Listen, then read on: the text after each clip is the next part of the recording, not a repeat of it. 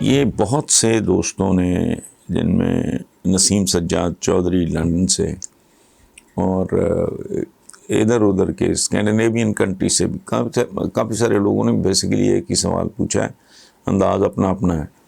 کہتے ہیں جی کہ عید کے روز لندن میں عابد شیر علی نے ایک پاکستانی فیملی کو ریسٹورانٹ میں سر عام ننگی گالیاں دیں،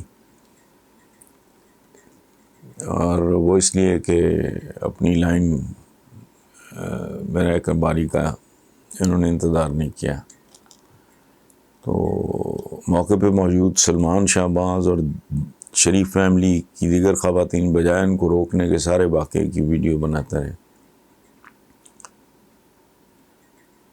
تو پلیز اپنے رد عمل کا ندیم سجاد صاحب اور باقی دوستوں کی خدمت میں اس پہ کیا رد عمل، لیکن ایک وضاحت آج آئی ہے، اور وہ یہ کہ عابد شیر علی وغیرہ نے ایڈوانس بکنگ کرائی ہوئی تھی، وہ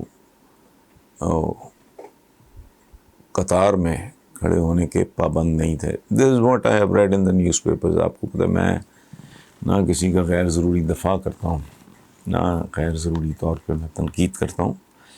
سو اس ایکسپلینیشن کے بعد لائن والی بات تو رہ جاتی۔ باقی ایک عربی محاورہ ہے، میں شاید پہلے بھی 2-3 بار وہ اس کا حوالہ دے چکا ہوں، کہ انسان اپنی زبان کے نیچے چھپا ہوتا ہے۔ یہ اس درجے کی حرکت ہے کہ عام آدمی کرے تو وہ بھی معیوب ہے، جبکہ سیاستدان کو تو اپنی زبان پہ بے تحاشا کنٹرول ہونا چاہیے، چونکہ وہ نارملی رول ماڈل ہوتا ہے۔ تو لیکن پتہ نہیں، وہ جو کہتے ہیں ہمارے اسلاف نے کہا تھا کہ جیسے لوگ ہو ویسے ہی حکمران ان پہ مسلط کر دیے جاتے ہیں۔ بہرحال یہ حرکت اس قابل بھی نہیں ہے کہ اس پہ تبصرہ کیا جا سکے۔ باقی رہ گیا کہ جی وہ ان کی فیملی کی خواتین عابد شیر علی کو روکنے کی بجائے سارے واقعے کی ویڈیو بناتی رہیں۔ تو میں نے تفصیلاً نہیں، میں نے ہلکی سی جھلکی دیکھی ہے، وہ بھی کسی دوست نے دکھائی، چونکہ میں سوشل میڈیا وغیرہ کے ساتھ میرا کوئی لین دین نہیں ہے۔ میں صرف یہ ریکارڈنگ کرتا ہوں، میرا اپنا چینل ہے یوٹیوب کا، تو ظاہر ہے میں نے کچھ نہ کچھ کنٹریبیوٹ کرنا ہوتا ہے۔ باقی یہ ہے کہ ان خواتین کے لیے بھی ممکن ہے یہ انٹرٹینمنٹ ہی ہو۔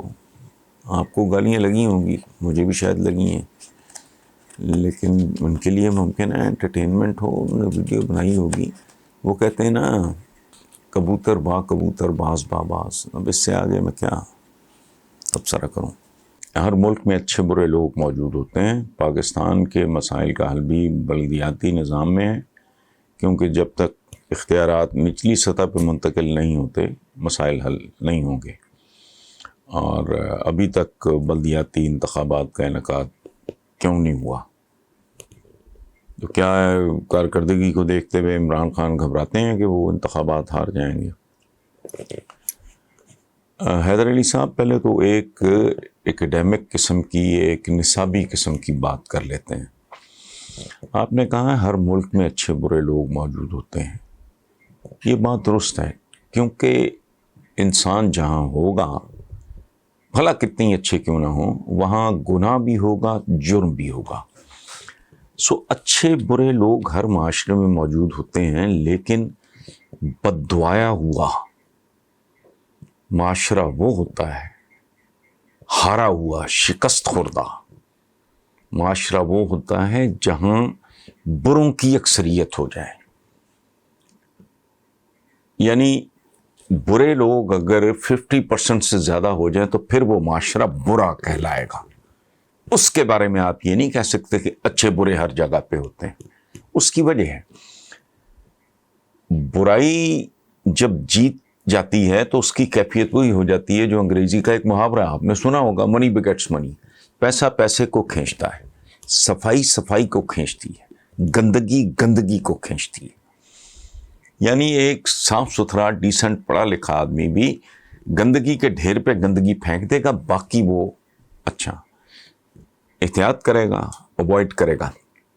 سو بیسیکلی جب ہم کہتے ہیں فلاں معاشرہ پک چکا ہے، ہار چکا ہے، یہ گندا معاشرہ ہے، یہ ایک ناپسندیدہ معاشرہ ہے، تو وہ ہوتا ہے جہاں برے لوگ 51% ہو جائیں. اگر 2-4 ووٹس دیکھو نا، 2 بندے الیکشن لڑ رہے ہیں، ایک کے ووٹ اگر 5 بھی زیادہ نکلا ہے تو وہ جیت جائے گا. دوسرے کو اس کے تقریباً برابر ووٹ ملے ہیں، 5-4 2-3 1-2 کا فرق ہے، جیت جائے. سو یہ ہمیشہ پلیز ذہن میں رکھیں. اس بات کو اس طرح ڈسمس کر دینا یا رائٹ آف کر دینا کہ جی اچھے برے لوگ تو ہر جگہ ہوتے ہیں، وہ تو بالکل ہوتے ہیں، آپ کی بات درست ہے، لیکن یہ بات ذہن میں رکھیں کہ معاشرے کی پہچان اس کی اکثریت بنتی ہے. ویسٹ میں سارے دیانتدار نہیں ہیں، لیکن چونکہ میجورٹی دیانتدار لوگوں کی، ملاوٹ نہیں کرتے، جھوٹ نہیں بولتے، ہیرا پھیری نہیں کرتے، اپنے کام پہ بر وقت پہنچتے ہیں، پنکچوئل ہیں، یہ وہ سارا، تو ان کے بارے میں ایک گلوبلی ایک امیج ہے کہ وہ بہت مثبت، اور یہ درست ہے. اسکینڈینیویا باقی یورپ سے بھی 2 ہاتھ آگے. ہم جیسے معاشرے جو ہیں یہاں تو سچی بات ہے، میں I am a part of the society, یہاں تو صحیح کچھ ملتا ہی نہیں. اچھا، سو یہ آپ ذہن میں رکھیں بنیادی بات. اچھا، اب رہ گیا کہ جی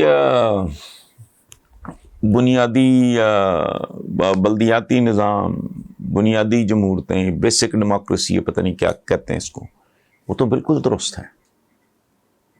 چھوٹے سے چھوٹا یونٹ وہ اپنے آپ کو بہتر مینج کر سکتا ہے.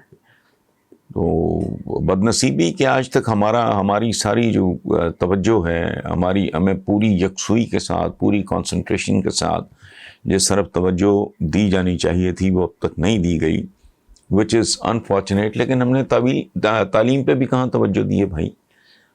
اسی طرح ہم نے عوام کی صحت پہ بھی کیا توجہ دی ہے، ان کی تربیت پہ بھی کیا توجہ دی ہے؟ کوئی سر پیر نہیں ہے. 73 سال ہو گئے، ہماری ایک ہی خوش نصیبی ہے 73 سال میں کہ ہمیں ملک بنانے کے لیے محمد علی جناح، قائد اعظم محمد علی جناح جیسی ایک اپ رائٹ، حیران رہ جاتا ہوں میں، یقین ہی نہیں آتا. سچی بات ہے کہ وہ ہم میں سے تھے. ان کے بارے میں ان کے دشمن کہتے تھے کہ ہی از انپرچیسبل اینڈ انکرپٹیبل، یعنی نہ اس آدمی کو خریدا جا سکتا ہے اور نہ اسے کرپٹ کیا جا سکتا ہے. تو اچھا، باقی یہ جو آپ کا سوال ہے کہ کہیں وہ اس لیے تو عمران خان بلدیاتی انتخابات سے گھبرا رہے ہیں کہ وہ ہار جائیں گے، تو یہ بات میں نہیں کر رہا، میں صرف آپ کو یاد دلا رہا ہوں. عمران کا بنیادی طور پہ ٹیمپرامنٹ نہیں ہے وہ ہار سے گھبرانے والا آدمی ہوتا. تو 22 سال میں جو کچھ اس کے ساتھ ہوا سارے چھوڑ گئے، لوگ آتے جاتے رہے، وہ اکیلا آدمی تھا جو ڈٹا رہا ہے، اس میں تو کوئی شک نہیں ہے. اس کی کرکٹ کا دیکھ لیں، اس کا باقی جو بھی اس نے زندگی میں جتنے کام کیے ہیں سارے سامنے، سہل نہیں تھے، آسان نہیں تھے. وہ رابرٹ بروس کی طرح بار بار شکست کھا کے وہ، تو اس لیے وہ، میں مزاج کی بات کر رہا ہوں، یہاں آپ کی بات سے اختلاف نہیں کر رہا. اس کی یہ وجہ تو ڈیفینیٹلی نہیں ہے کہ وہ ہار سے گھبرانے والا آدمی، ہار سے وہ گھبرانے والا بندہ نہیں ہے. باقی اب مینج نہیں ہو رہا یا آرگنائز نہیں کر پا رہا ہے، مجھے نہیں پتا، چونکہ میں انسائڈر نہیں ہوں، مجھے نہیں پتا واٹس گوئنگ آن.